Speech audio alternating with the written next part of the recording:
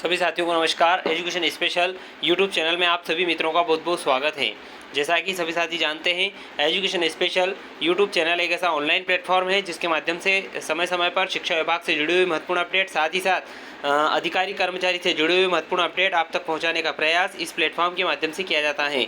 आज फिर मध्य प्रदेश शासन के कर्मचारियों से जुड़ा हुआ एक महत्वपूर्ण जानकारी आपके लिए लेकर आए हैं। उनके कर्मचारियों के वेतन भत्ते से जुड़ी हुई महत्वपूर्ण अपडेट आपके लिए हम लेकर आए हैं। इससे पहले यदि आप चैनल पर नए हैं और अभी तक आपने चैनल को सब्सक्राइब नहीं किया है तो मित्रों सबसे पहले आप चैनल को सब्सक्राइब कर लें, बेल आइकन को प्रेस कर लें ताकि इसी प्रकार के वीडियो के नोटिफिकेशन आपको मिलते रहेंगे। साथ ही साथ आप वीडियो को बिना स्किप किए हुए अंत तक पूरा देखेंगे ताकि पूरी जानकारी यहाँ पर आपको स्पष्ट रूप से मिल सकेगी। आइए जान लेते हैं क्या है पूरी जानकारी।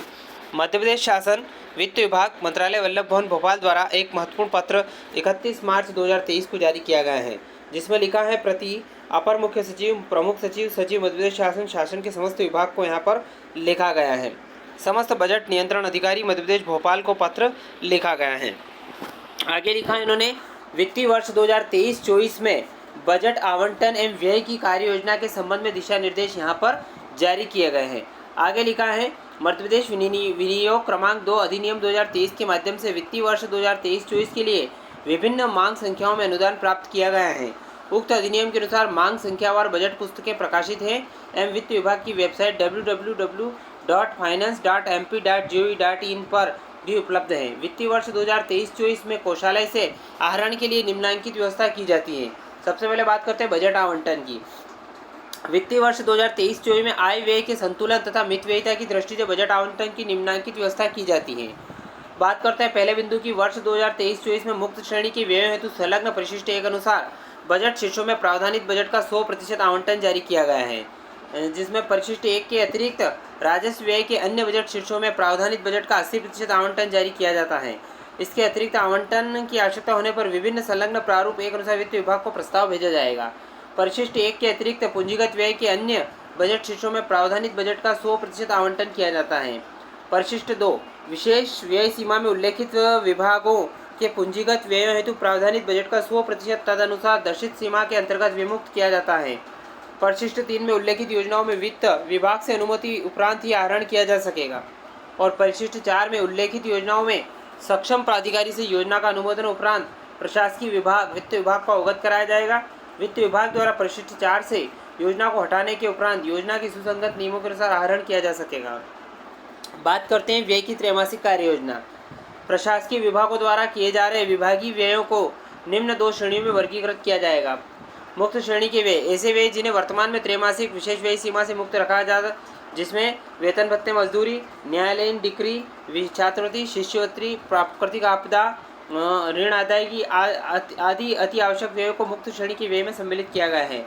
ऐसे व्ययों पर त्रैमासिक विशेष व्यय सीमा लागू नहीं होगी। सामान्य श्रेणी के व्यय ऐसे समस्त व्यय जो मुक्त श्रेणी में वर्गीकृत न हो। कंडिका 3.2 के अनुसार वर्गीकृत सामान्य श्रेणी के व्यय के लिए निम्नलिखित 2 प्रकार के नियंत्रण हो सकते हैं। पहला होता है त्रैमासिक व्यय सीमा, दूसरा है विशेष व्यय सीमा। त्रैमासिक व्यय सीमा का निर्धारण मुक्त श्रेणी विशेष व्यय सीमा के अंतर्गत उपलब्ध आवंटन को छोड़कर शेष वार्षिक आवंटन के आधार पर किया जाएगा। प्रथम 2 त्रैमास में आवंटन का अधिकतम 55%, प्रथम 3 त्रैमास में आवंटन का 80% और केवल चतुर्थ त्रैमास में आवंटन का 30% व्यय सीमा निर्धारित की जाती है। निर्धारण का आधार प्रारूप 2 में दिया गया है। त्रैमासिक व्यय सीमा प्रत्येक बजट शीर्ष स्तर, उद्देश्य शीर्ष स्तर तक पर लागू होगी। यदि एक मुश्त भुगतान जैसे उपकरणों का क्रय आदि किया जाना हो तो विभाग त्रैमासिक व्यय सीमा में शिथिलता हेतु प्रकरणवार प्रस्ताव वित्त विभाग को प्रेषित कर सकता है। विशेष व्यय सीमा वित्तीय वर्ष 2023-24 हेतु पूंजीगत कार्यों के लिए विशेष व्यय सीमा त्रैमासिक व्यय सीमा के स्थान पर परिशिष्ट 2 के अनुसार निर्धारित की जाती है।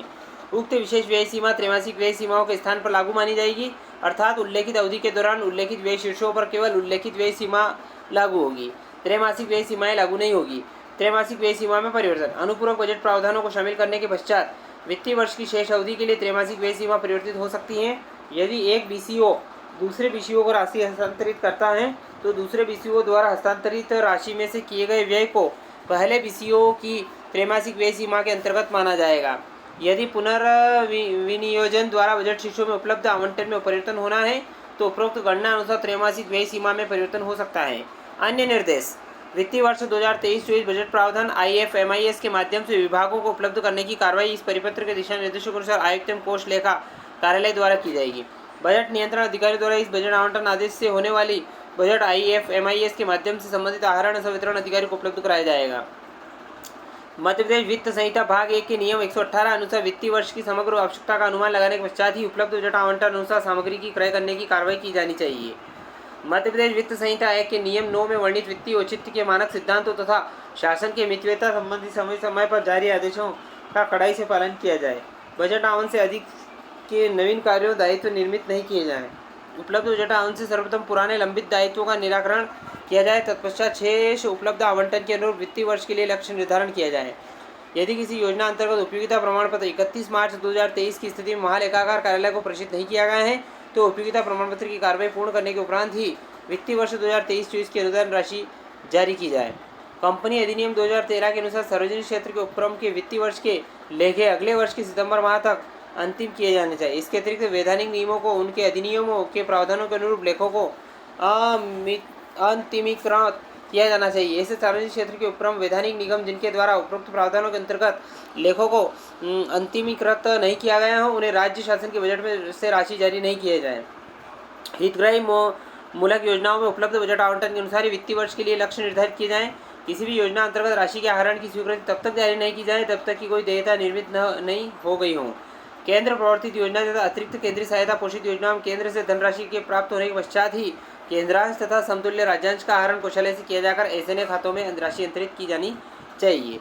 केंद्र प्रवर्तित योजनाओं में भारत सरकार के दिशा निर्देशों के अनुसार केंद्रांश तथा समतुल्य राज्यांश राशि का एसएनए खातों में अंतरण की कार्रवाई निर्धारित समयावधि में सुनिश्चित किया है। किसी भी स्थिति में राशि अंतरण में विलंब के कारण ब्याज भुगतान की स्थिति निर्मित न हो इसका उत्तरदायित्व संबंधित विभाग का रहेगा। केंद्र प्रवर्तित योजनाओं में सेगमेंट कोड 070707080709 से कोषालय के माध्यम से वेतन आहरण करने के उपरांत भारत सरकार के दिशा निर्देशों में वित्त विभाग के परिपत्र 422/8/915/2020 B14 21 मार्च 2023 के अनुसार एसएनए खातों की प्रतिपूर्ति की कार्रवाई त्रैमासिक रूप से सुनिश्चित की जाए। जिन योजनाओं कार्यक्रमों में भारत सरकार से प्रतिपूर्ति के आधार पर राशि प्राप्त होती है राशि व्यय होने के अधिकतम 2 माह के अंदर उसकी प्रतिपूर्ति सुनिश्चित कराई जाए। बजट के कुछ शीर्ष प्रावधान में विभिन्न विकास उपकरणों से होने वाली आय से निर्मित विकास एवं कल्याण निधियों में धनराशि अंतरित होने की अपेक्षा में किया गया है। ऐसे मामलों में निधियों में धनराशि अंतरित होने के उपरांत ही आवंटन विमुक्त किया जाएगा। प्रशासकीय विभाग द्वारा आवधिक समायोजन के आदेश वित्तीय वर्ष की समाप्ति से पूर्व वित्त विभाग की सहमति से जारी होने की कार्रवाई की जाए। आरक्षित निधियों में अंतरण की कार्रवाई वित्त विभाग से सहमति उपरांत की जाना आवश्यक है। वित्त विभाग से सहमति उपरांत आरक्षित निधियों में अंतरण के आदेश विभाग द्वारा जारी कर महालेखाकार कार्यालय वित्त एवं विभाग को प्रेषित किए जाए। साथ ही IFMI से भी आरक्षित निधियों में अंतरण की कार्रवाई वित्तीय वर्ष समाप्ति के पूर्व कराया जाना सुनिश्चित करें। बजट अनुमानों में अपरीक्षित मदों में रखे गए प्रावधानों के विरुद्ध व्यय मध्य प्रदेश शासन वित्त विभाग के परिपत्र क्रमांक 347/R/1703/4/1/2012 दिनांक 31 मार्च 2017 इस दिनांक के पश्चात इस विषय पर परिपत्रों में उल्लेखित प्रक्रिया के अनुसार प्रशासकीय स्वीकृति जारी करने के उपरांत ही किया जाए। नाबार्ड से वित्त पोषित योजनाओं के अंतर्गत ऋण राशि प्राप्त करने हेतु व्यय के लेखे प्रत्येक माह की 20 तारीख तक प्रेषित किए जाएं। वित्त विभाग द्वारा समय समय पर जारी दिशा निर्देशों का पालन सुनिश्चित किया जाए। इन निर्देशों के पालन की जिम्मेदारी संबंधित विभाग की होगी। मध्य प्रदेश के राज्य के लेखापाल के नाम से तथा आदेशानुसार आयरन सिंधिया JP संचालक बजट एवं अपर सचिव मध्य प्रदेश शासन वित्त विभाग द्वारा पत्र को जारी किया गया है। इसकी प्रतिलिपि भी समस्त को यहाँ पर जारी कर दी गई है। अब आप देख सकते हैं मुक्त श्रेणी के व्यय कौन कौन से हैं, जिसमें छात्रवृत्ति के निम्न मद और जहाँ अनुदान से किसी भी संस्था में वेतन भत्तों का भुगतान होता है वो वाले, और इसके अलावा जहाँ व्यय किसी घटना पर आधारित जैसे प्राकृतिक आपदा RBC 6(4) के तहत भुगतान राशि थे, ये सारा इनका जो बजट रहता है वो 100% बजट शासन की ओर से जारी किया गया है।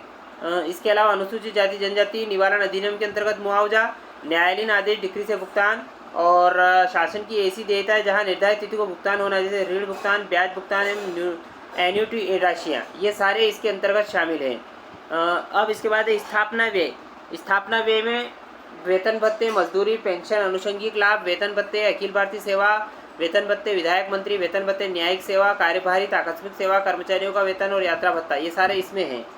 इसके बाद 15वें वित्त आयोग संबंधी व्यय और अन्य आवश्यक व्यय, ये सारे व्यय यहाँ पर दे रखे हैं। आप देख सकते हैं और इसको समझ सकते हैं। अब विशेष व्यय सीमा जो कि पूंजीगत राशि है, ये आप पूंजीगत जो है ये यहाँ पर आप देख सकते हैं कि कौन से माह में कितना खर्च करना है, ये सारा यहाँ पर दे रखा है। यह विशेष व्यय सीमा ऊपर वर्णित मांग संख्या के अंतर्गत आने वाली सभी पूंजीगत मदों के लिए है। वित्त विभाग की अनुमति उपरांत ही आहरण योग्य योजनाएं, ये वित्त विभाग की अनुमति के पश्चात इन योजनाओं में नगरीय विकास और गृह विभाग, महिला बाल विकास विभाग और चिकित्सा शिक्षा, सहकारिता, खाद्य नागरिक आपूर्ति, उद्योग नीति, निवेश प्रोत्साहन, लघु सूक्ष्म मध्यम, संस्कृति, अनुसूचित जाति कल्याण और जनजाति कार्य, इसके बाद जनसंपर्क, राजस्व, वन, उद्यानिकी, वाणिज्यिक कर, नर्मदा घाटी, स्कूल शिक्षा, उच्च शिक्षा और भी सारे ये 28 जो हैं मद जो है वो स्वीकृति के पश्चात ही काम करना है। परिशिष्ट 4 में जो दे रखा है सक्षम प्राधिकारी से योजना की अनुमति उपरांत, ये आप देख सकते हैं सारी यहाँ पर आपको क्लियर मालूम पड़ जाएगी। तो साथियों आशा करता हूँ कि पूरी जानकारी यहाँ पर आपको स्पष्ट रूप से समझ में आई होगी। यदि वीडियो पसंद आए इस वीडियो को लाइक करें, शेयर करें, कमेंट करें। एक बार आपसे निवेदन है, चैनल को सब्सक्राइब नहीं किया है please subscribe, bell icon press कर लें। बहुत बहुत धन्यवाद। जय हिंद, जय भारत।